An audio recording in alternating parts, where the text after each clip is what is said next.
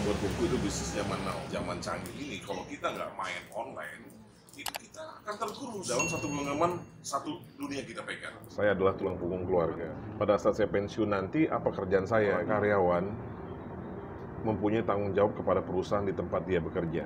Segitiga pengaman itu, rumah, tempat usaha, tempat bekerja, itu harus saling berdekatan. Kita punya kemauan, terus keberanian, kerja keras, kreativitas, terus yang terakhir adalah komitmen. Kita jangan lupa dengan namanya zakat, mal. Saya bisa membahagiakan kedua orang tua saya. Itu pemasaran diganti menjadi jadi penasaran. Dalam berbisnis itu tidak ada kata nggak enak, karena setelah gelap ini akan terang nanti ke depannya. Tapi apabila kita mempunyai semangat untuk keluar dari pandemi ini, kita harus berkarya, jangan diem aja. Jadi begini, Bang Erik, apalah saya panggil Bang Erik, mudah-mudahan rezekinya sama ya. Nah, sama halnya kayak di buku saya membuat buku itu bisnis zaman now. Nah, jadi kalau kita sekarang ini zaman semua serba canggih ya. Kalau kita nggak mengikuti zaman, mati. Itu yang saya bilang. Seperti halnya burung elang, pada saat usia tertentu, dia itu sayapnya itu menusuk. Jadi harus ada dipatahkan, paruhnya. Jadi kalau dia nggak mematahkan, dia akan mati. Sama halnya kalau kita ingat film zaman dulu tuh, film Satria Baja Hitam. Musuhnya makin hebat, dia kalau nggak berubah mati, berubah. Dia bisa jadi lebih hebat gitu kan. Sama kayak halnya Hulk ya. Hulk dia kalau nggak berubah, dia juga mungkin akan mati. Jadi artinya, kembali ke yang kita tadi itu, dalam era saat ini ya, era katakanlah zaman canggih ini, kalau kita nggak main online, itu kita akan tergerus. Bukan kalah dengan kompetitor, bukan kalah dengan pesaing, tapi kalah dengan zaman. Ya, kita akan kalah, kita akan tergerus dengan zaman. Seperti zaman dulu ada namanya wartel. Wartel bukan kalah dengan tetangga wartel, tapi kalah dengan zaman, iya kan? Nah, terus ada juga namanya, mohon maaf, pada saat itu kita kirim uang pakai Wesel segala macam, itu ada nggak sekarang? Udah nggak ada lagi. Wesel kalah dengan, udah sekarang canggih, kita udah transfer udah pakai handphone sekarang. Jadi dengan satu genggaman udah bisa segala macam kita saat ini. Ada bahkan yang mengatakan dalam satu genggaman satu dunia kita pegang. Kenapa? Dengan handphone itu kita makan sudah di situ. Mau berangkat kemana-mana, nggak usah jauh-jauh. Ojek aja kita udah online ya. Kendaraan roda 2, roda 4 sampai pesawat pun kita udah pesan online. Kita datang ke bandara tinggal nunjukin handphone aja saat ini. Itu bisnis e-commerce. Iya. Jadi artinya apa? Artinya kita udah bermain ke situ saat ini. Kalau kita nggak mengikuti zaman, kita bertahan. Wah, kita mau main konven aja ya. Karena kalau kita lihat dulu warung itu dulu saat ini masih ada ya. Warung yang kita minta dia melayani ya. Nah, terus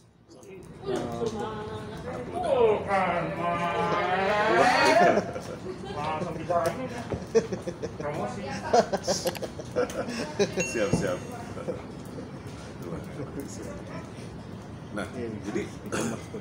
Jadi artinya apa? Kita harus ikut dengan zaman ini. Kalau waktu zaman kita tergerus. Jadi gini Pak, Bapak kan sebagai karyawan juga dan pengusaha nih, yang kita tertarik tuh kenapa sih yang melatar belakangi Bapak tuh kan udah karyawan. Nah, apa sih yang membuat Bapak tuh tertarik untuk dunia usaha itu gitu loh? Ya, jadi gini. Latar belakangnya apa yang membuat Bapak tuh? Karena pertama saya adalah tulang punggung keluarga. Nah, dengan itu saya mencoba untuk mengais rezeki yang lain gitu ya. Bukan berarti dengan saya seorang karyawan saya nggak cukup. Cuman banyak yang inilah ya. Itulah yang membuat Bapak berpikir untuk kreatif ya. Ingin lebih maju lagi gitu ya. Terus kedua saya berpikir juga saat ini mungkin saya dalam kondisi yang mapan katakanlah. Cuman pada saat saya pensiun nanti apa kerjaan saya gitu. Karena kita harus berpikir dari saat ini.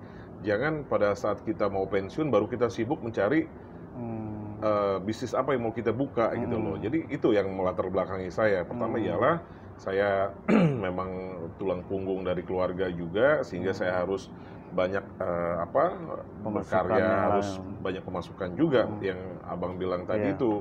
Yang kedua, saya berpikir juga dari sekarang ini kira-kira apa nanti buat saya pensiun nanti gitu kan, karena kita kan belum tahu kan. Dan kalau nggak berubah tadi yang mau bilang mati kalau ya. kita kembali lagi ke bisnis zaman now yang saya bilang tadi, kalau kita nggak berubah, kita kan mati dan kita kan akan tergerus gitu. Makanya beberapa bisnis yang saya jalankan banyak yang sifatnya adalah online gitu. Ada yang masih konvensional juga karena link saya udah lumayan besar juga. Seperti halnya kayak Pak, ya Pak.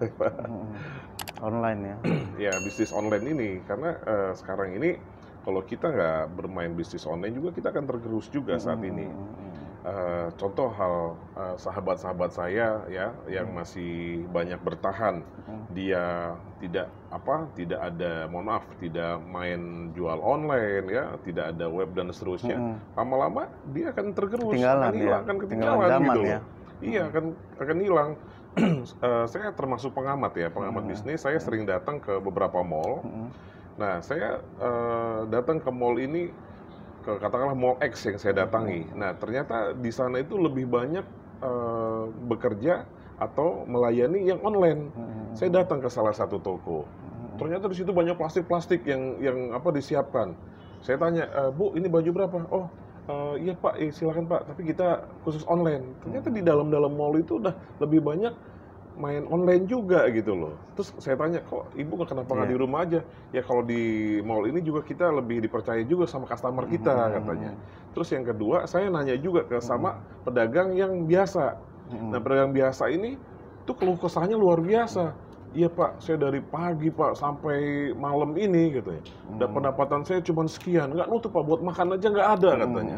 Nah ini yang udah banyak tergerus. Akhirnya apa? Mereka lari ke online juga. Selain mereka menjual produk-produk mereka yang ada di situ, yang model sistem lama, mereka juga menjual online juga.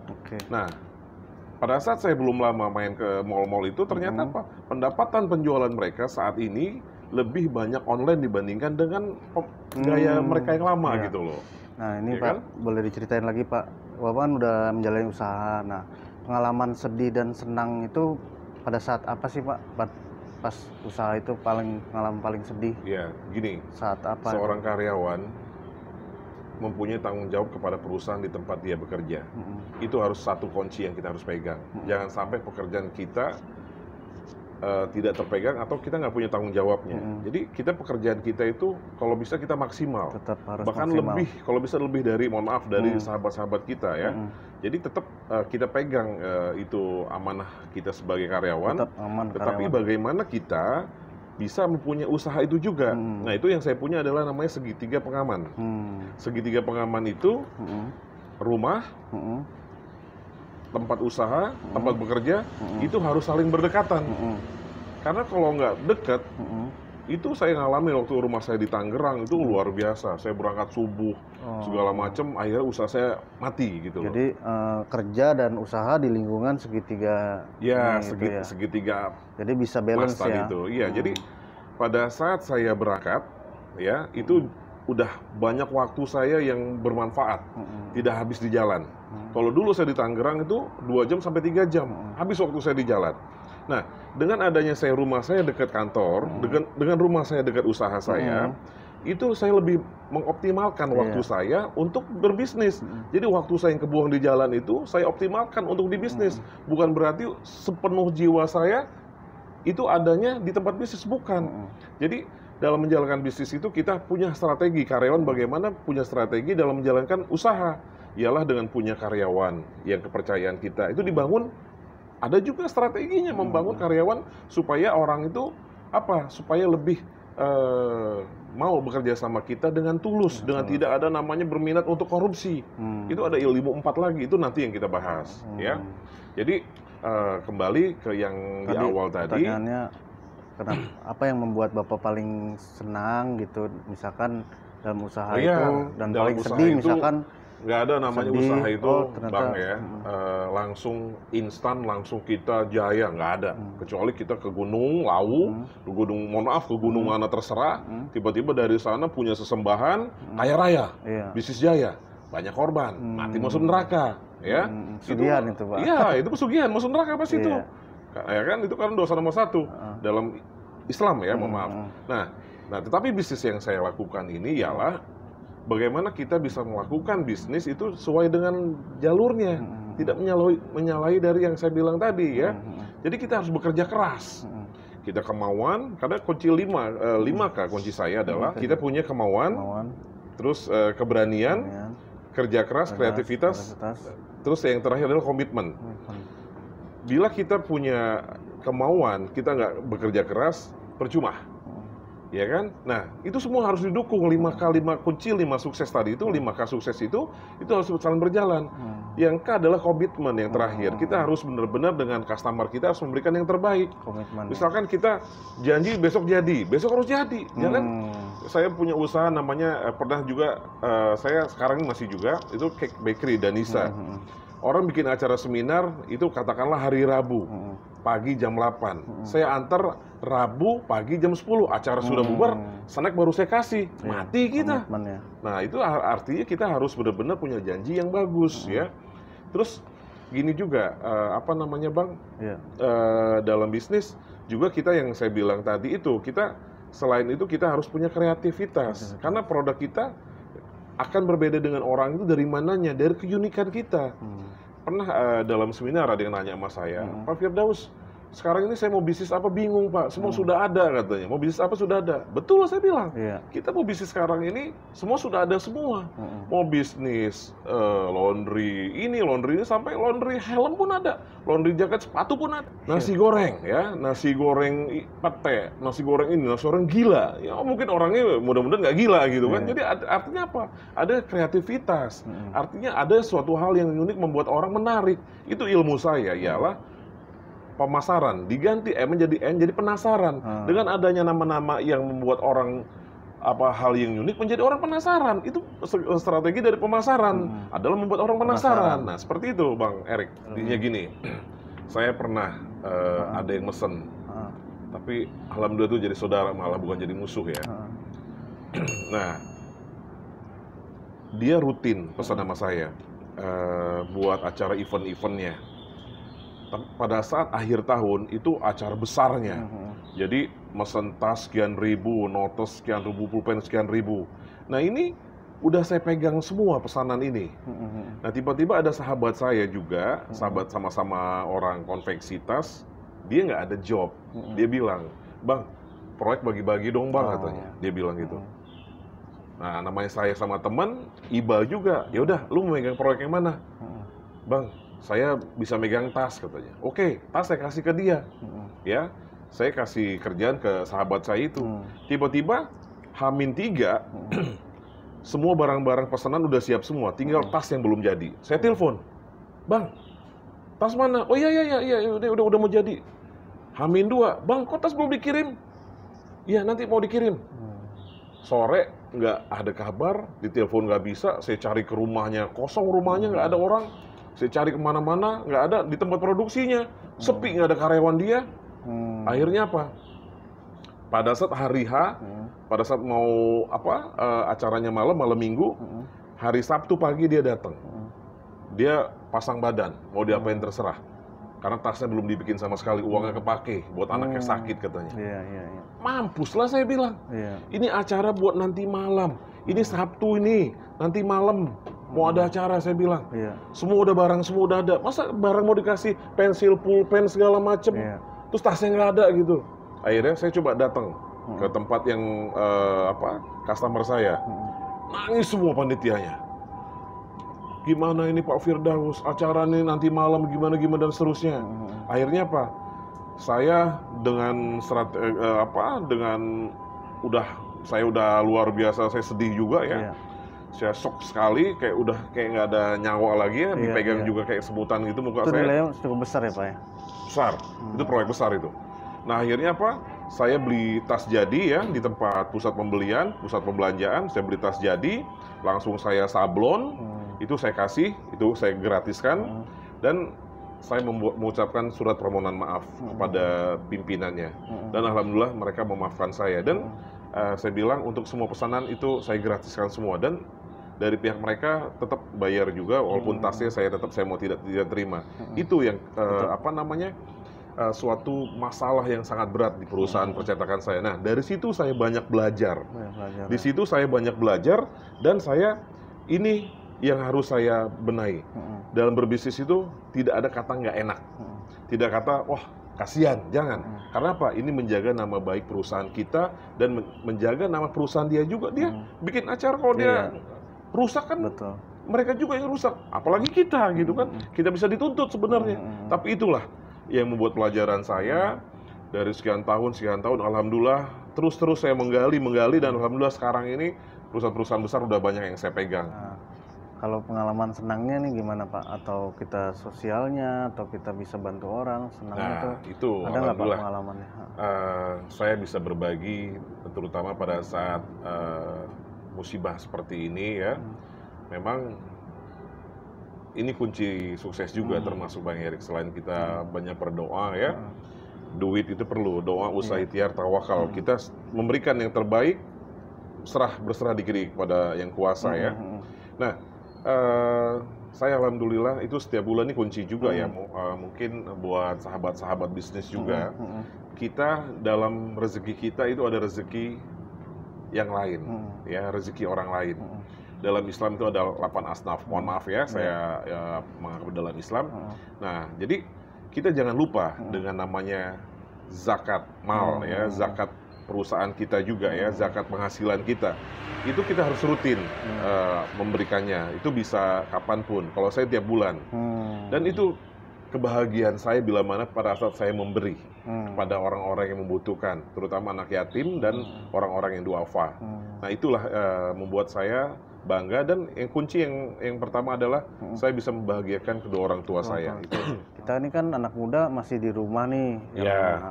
Apa sih yang bisa dilakukan? Ada motivasi nggak Pak untuk anak muda yang baru bekerja, atau dia harus bekerja atau mulai usaha atau gimana gitu? Tuh. Jadi artinya gini, kita disuruh kita disuruh di rumah pada saat yang kemarin PSBB. Kita dirumahkan. Penghasilan juga harus banyak yang di PHK. Betul.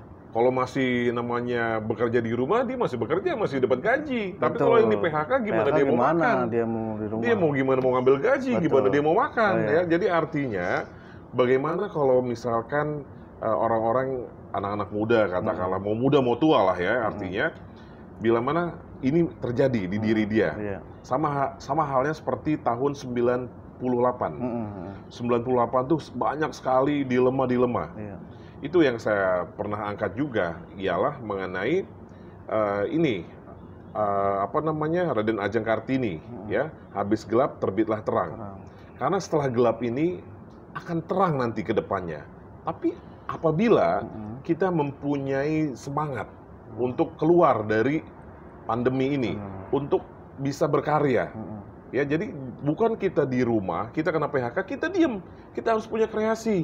Seperti tahun 98 itu banyak yang chef, juru masak, itu dirumahkan, di PHK, tapi dia di rumah, dia punya keahlian, dia bisa masak, dia bisa jual di kaki 5, akhirnya kita bisa merasakan masakan bintang 5 di kaki 5. Itu pada saat 98 itu luar biasa, tragedi 98. Nah, ini yang perlu juga, mungkin ini kalau bisa saya bilang lebih dari 98, walaupun tidak ada kerusuhan, tapi luar biasa ya, kita ada khawatir keluar, kita nggak tahu ini lawan kita yang yang kena virus ini bentuknya seperti apa, warnanya apa, kita nggak tahu kan, karena nggak kelihatan. Nah, jadi artinya kita harus berkarya, jangan diem aja. Kalau nggak bisa, banyak belajar, banyak tahu. Di YouTube kan banyak cara-caranya. Kita belajar katakanlah dari YouTube. Kayak saya bilang juga, saya membuat plafon pada saat saya di rumah kemarin ya. Di rumah kemarin tuh saya bikin pot, saya bikin kue segala macam, dan tuh luar biasa karya-karya itu ada nilainya. Dibeli sama orang, Bang. Iya, jadi kalau kita diem aja, siapa yang mau ngasih kita uang? Kalau kita nggak berusaha kita sendiri, iya kan? Jadi gitu, Pak. Oke. Ya demikian guys perbincangan kita hari ini, ya mudah-mudahan bisa diambil manfaatnya. Tunggu selanjutnya, video selanjutnya. Jangan lupa subscribe, komen. Terima kasih.